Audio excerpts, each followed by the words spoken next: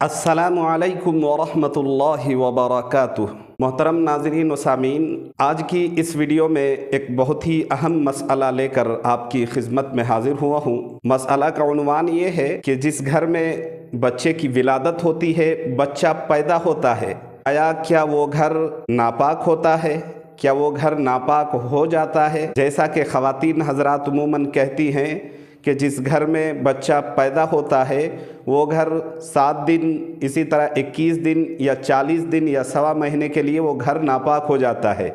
उसकी दीवारें, उसके फ़र्श, इसी तरह उसके बेड वगैरह ये सारे नापाक हो जाते हैं।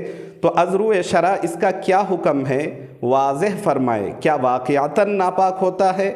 घर नापाक होता है, दीवारें नापाक होती हैं, फ़र्श नापाक होते हैं? तो इसका क्या मसला है? और अगर उस घर में, जिस घर में बच्चे की विलादत हुई है, बच्चा पैदा हुआ है, उस घर में अगर कोई कुरान करीम की तिलावत करना चाहे, कुरान पढ़ना चाहे, नमाज पढ़ना चाहे, तो इसका क्या मसला है?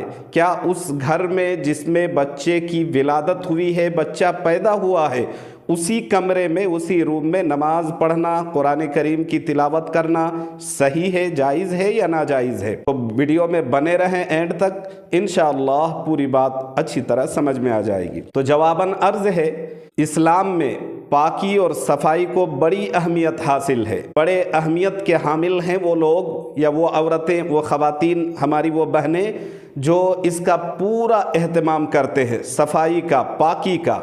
अल्लाह के रसूल जनाब मुहम्मदुर रसूलुल्लाह सल्लल्लाहु अलैहि वसल्लम, इसी तरह कुरान पाक में अल्लाह फरमाता है, फ़ीहि रिजालुन युहिब्बूना अन यततहहरु वल्लाहु युहिब्बुल मुत्तहिरीन। पाकी और पाक रहने वालों को अल्लाह पसंद भी फरमाते हैं। इसी तरह सरकार दो आलम जनाब रिसालत मआब अलैहिस्सलातु वत्तस्लीम फरमाते हैं, अत्तुहूरु शत्रुल ईमान। सफाई को, पाकी को अल्लाह के रसूल ने ईमान का हिस्सा करार दिया है।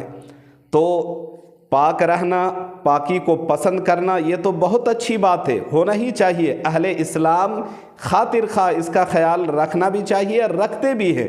लेकिन हद से ज़्यादा गुलू करना, हद से ज़्यादा बढ़ के इसको जो है ना अंजाम देना या इसको अमल करना या इसको फैलाना, ये बात सही नहीं है। ये जो कहते हैं कि घर नापाक हो जाता है बच्चे की विलादत की वजह से, बच्चा पैदा होने की वजह से, तो ये बात बिल्कुल भी सही नहीं है। हाँ, इतनी बात है कि अगर किसी घर में बच्चे की विलादत हुई है या बच्चा पैदा हुआ है, तो उस घर में नमाज अगर कोई पढ़ना चाहे, कुरान करीम की तिलावत करना चाहे, तो उलमा ने लिखा है कर सकता है, बशर्ते के, शर्त यह है कि जहाँ नमाज पढ़ेगा या जहाँ नमाज पढ़ेगी उस जगह, उस बेड पे, उस जगह, उसके फर्श पे गंदगी या नापाकी लगी हुई ना हो। अगर नापाकी लगी नहीं है, नापाक नहीं है, पाक है, साफ है, तो बैठकर कुरान करीम की तिलावत भी की जा सकती है, कुरान पढ़ा भी जा सकता है और नमाज भी पढ़ी जा सकती है। लेकिन जो कहते हैं कि जिस घर में बच्चा पैदा हो गया वो पूरा घर ही 40 दिनों के लिए नापाक है, उसकी दीवारें, उसके फर्श नापाक है,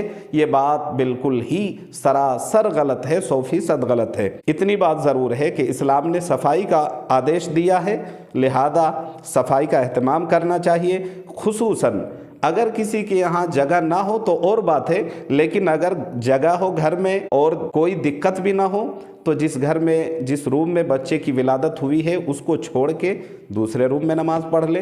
अलबत्ता जिसमें बच्चा पैदा हुआ है उस रूम में भी जहाँ नमाज पढ़ेगा, बेड वगैरह, ज़मीन, फर्श वगैरह में नापाकी लगी नहीं है, तो वहाँ भी नमाज पढ़ना और इबादत करना और कुरान करीम बैठ के तिलावत करना जायज़ है। उम्मीद है आपको पूरी बात समझ में आ गई होगी।